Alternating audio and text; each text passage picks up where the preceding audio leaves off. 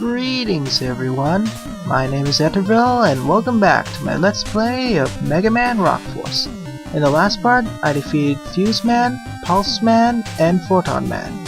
Now to go after the two hardest Robot Masters out of the first stage. So, I'll first go after Charade Man, as the stage is easier than Circuit Man's. But, Charade Man himself is quite difficult. Anyways, here is Charade Man's stage. Basically Vaudeville or Carnival, though more deadly, especially with the introduction of all these floating spikes, which weren't there in the normal and easy difficulty, as well as those red blocks. Also notable here is all the scissors enemies, which we'll see again in Circuit Man stage, as well as most of the enemies being designed in a Carnival or Vaudeville setting.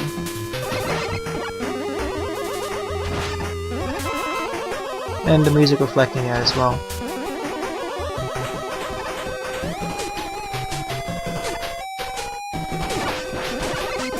But the hardest section of the stage is yet to come, but this stage is really not that hard to go through. In fact, I would strongly suggest going after the normal as the second stage, as long as you go defeat Crit Man first. In this section there are spikes on the side and below, and these canes will try pulling you towards the spikes. After they disappear, they'll latch on horizontally to your current position. You can jump on top of them, but be careful to jump over them or slide under them as they can pull you back. Also, another introduction to the hard mode are these pinatas, which we also saw back in Fuse Man's stage. They're still annoying than usual, though less lethal, as I don't have Mega Man 1 spikes. Now you can make this jump pretty not too hard, but I'd rather have taken the easy route and just use the Crit Cloak. Anyways, now is a good time as any as for Charade Man's description, as per Mega Man Knowledge Base. Charade Man is an acting robot that can perfectly imitate the movements and mannerisms of those he studies. He is used to fill in for human actors that have fallen ill or are on temporary leave. He regrets that his creators only made him capable of mimicking other performers, rather than permitting him to add his own flair to the characters. He can only mimic the performances of people or robots he studied thoroughly through visual cues. And over here's the first instance of Charade Man. If I gave him the chance, he would have imitated Robot Masters such as Quick Man and Charade Man, but because I used the Phantom Fuse, it destroyed him in just 2 hits. Also, you must use the Shock Gauntlet to get that E-Tank. It's the only one that'll go through that one block and grab it back. Also here, there are invisible platforms. Be careful not to fall off. You can see the trace lines of the invisible platforms thanks to these scissors enemies running over them. Of course, you can also just use the Crypt Cloak or Tango herself, so it will follow the outline. Crypt Cloak being the Shockwave, Tango being the spinning Pac-Man. Now you can just slide under here and collect that extra life, but I'd rather just use the Shock Gauntlet as it's safer than that. Once you reach those blocks, you must immediately turn on Crypt Cloak, or less fall to your death. But overall, it's a relatively straightforward stage, even with the addition of all those spike traps moving up and down and those pinatas, also demonstrated here. It's not too bad. Of course, the music track is not really one of my favorites, but I'd say it's relatively decent.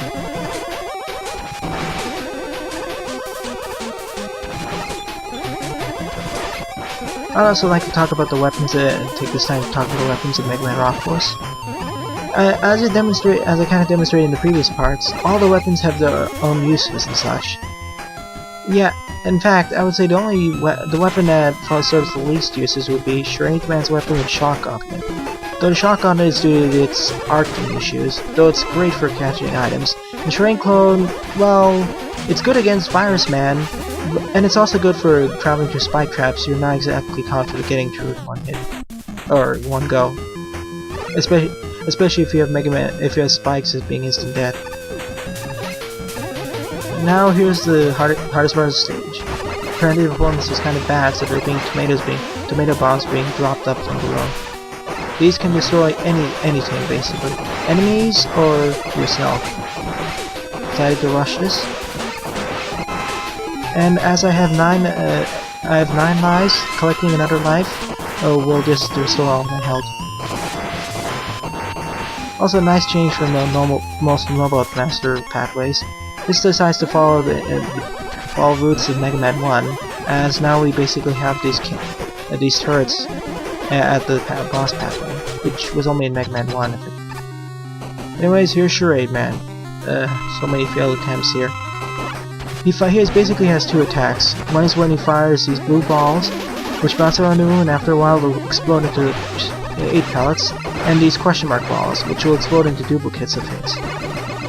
Now these duplicates will quickly be destroyed by rapid fire, but the main difficulty of this boss, of Charade Man himself, is the blue ball's unpredictability and arcing. Charade Man is basically RNG the boss, and combined with all the jumping around he does, it's very hard to dodge those attacks. It's kind of quite a bit of luck. I was quite lucky to just use 1 E-Tank, as in most of my test runs I had to use 2 or 3 E-Tanks to kill him. He's much easier on using his weakness. But other than that, he's done. Though not shown here is the several dozen attempts that ended in complete failure. But essentially, don't try avoiding jumping over the blue balls, try sliding under most of them if possible. And destroy his clones as quickly as possible as they can jump and injure you as well. And by defeating Charade Man, we rescued Tornado Man, and we got the Charade clone. As demonstrated here, the Charade clone basically creates a clone of Mega Man, so if the clone gets destroyed, which it can be just easily destroyed by just any harmful projectile or obstacle, it'll just teleport back to normal Mega Man. And if he Charade clone uses the fire button again, or uses the fire button while in Charade clone form, it'll just call Mega Man back down to his current position. It acts like a very nice safety net, though you have to be careful about the positioning of the original Mega Man. Anyway, it's time to go after Circuit Man, and arguably the hardest stage out of the original 8,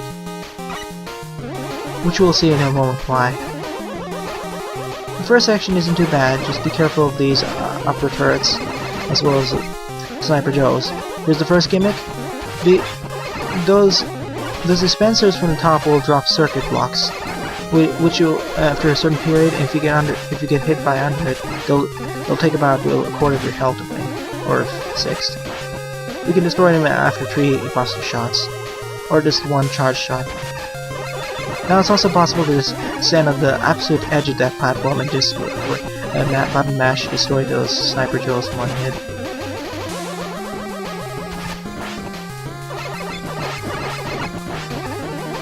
And here's the first hardest section of the stage.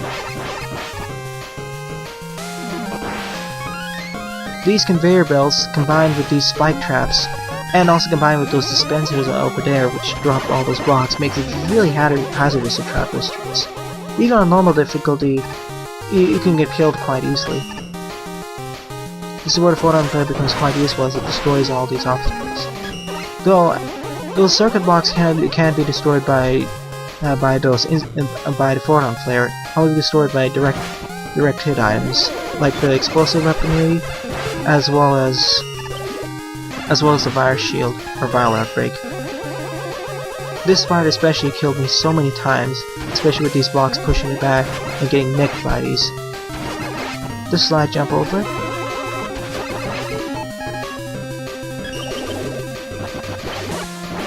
As shown here, the virus stopper, as it's not explosive or the viral outbreak or the Mega Buster, cannot destroy these circuit blocks.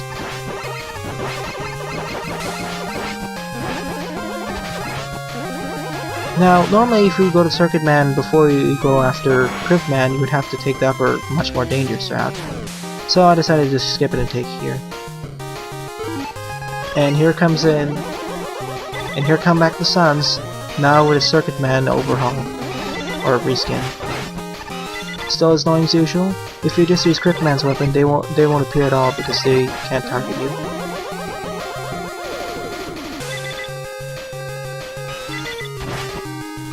Just take your time, lure them to a different area, and be careful how to destroy these blocks with charge shots, and you should be relatively fine. Like here, I made a mistake and got hit. I see her.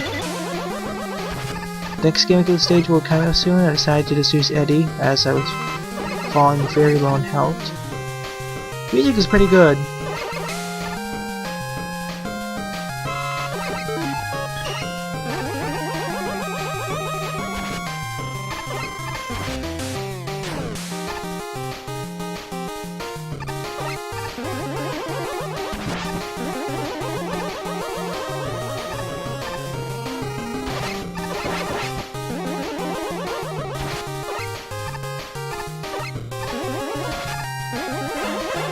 But basically, in this gimmick of this part of the stage is that shooting as light balls will change those blocks to a different type.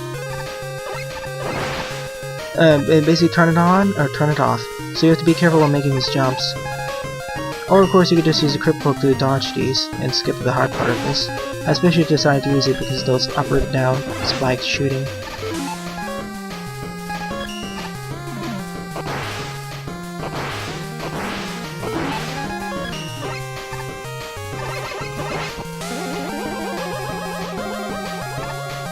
And these blocks will go down. Coming up is the next hardest section, because I decided to just avoid the extra life as there's another one coming up. Just to preview how difficult it will be. This section, you have to be pretty brisk while traveling through these so you don't fall in the pit. And those down arrows indicate when those enemies will race down and try crushing you. Now you can either just jump from the right, or you can just use rush coil here. This took so many retries to do correctly, especially with falling under pits or getting hit by these. But if you take a brisk pace, or just abuse the Crypt Cloak here, it shouldn't be too bad. Anyways, now's a good time as any for Circuit Man's description. Alright, Circuit Man is one of the earliest rod masters created outside of Light Labs and has worked for many years in a circuit manufacturing plant. His workplace creates many circuits intended for a series of larger machines, but recently these machines have begun going out of style. Circuit Man now fears that he may be scrapped soon once the demand for his specialty circuits completely diminishes. Despite his power to manufacture, lift, and destroy circuits, his older design is somewhat crude and exposing, making even minor electromagnetism a threat to his well-being. Also demonstrated here some uses for the Crypt Cloak. Once you get destroyed, it regenerates back to the original position. It's nice for a safety maneuver. Like here, I'm using it to scout ahead. Decided to destroy myself as there would be no way to get here without shooting. And sadly I don't regenerate here so I don't fall into spikes. Also another funny glitch or oversight, I'm not sure what it is. Where the block fell over here, you can actually stand on it. I'm not sure if it's actually just was standing on a block or was standing in midair.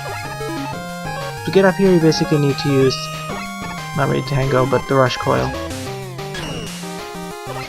I still find it pretty funny, but this also makes things a lot less hectic. And I'll be avoiding taking the E-Tank as I have enough already. Well, I have a max number of 9 E-Tanks, so there's no point of collecting more right now.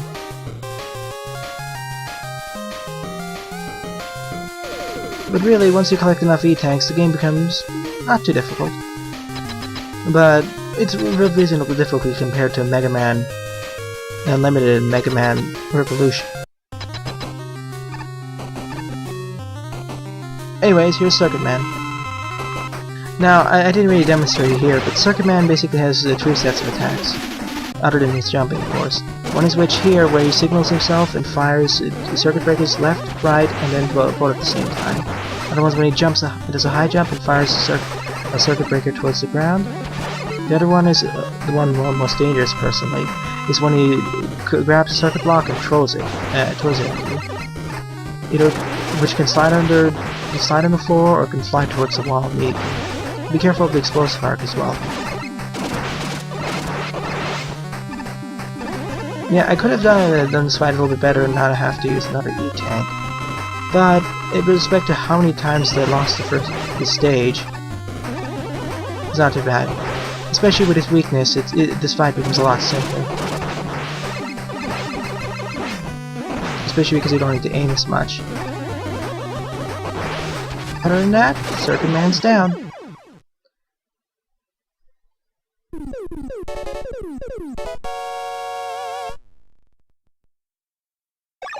And now we collect his weapon. Out of the 8 original Robot Masters here, Circuit Man was definitely the most difficult. In terms of the stage difficulty combined with the boss. The boss not too much, but still good. And we rescued Cutman, reasonable circuits, scissors cut circuits. As such, we got equipped with the Circuit Breaker. As shown here and also shown by Circuit Man himself, it fires 2 explosive bombs to the left and right of Mega Man. It can also be used while moving around, which makes it very useful. Anyways, we defeated the 8 Robot Masters. And now time for a cutscene. Now, the cutscene you'll have at this part of this game will depend on which member of the Rock Force you rescued last. In this case, I rescued Cutman last, so I'm having this cutscene. There's 7 other ones that can occur. Anyways, let's return to Light Labs, because we haven't rescued Justice Man yet. Or found him. And Dr. Light informs us that the energy signatures of the Robot Masters we defeated, they're recombining. And what does that mean? This is what it means. Now the 8 Robot Masters, 2 of each of the 8 Robot Masters have combined to form a new Robot Master. These are Terror Man, Plague Man, Flare Man, and Power Man. I'll be taking on Terror Man and Plague Man in the next part. Thanks for watching, viewers, and have a nice day. Toodles!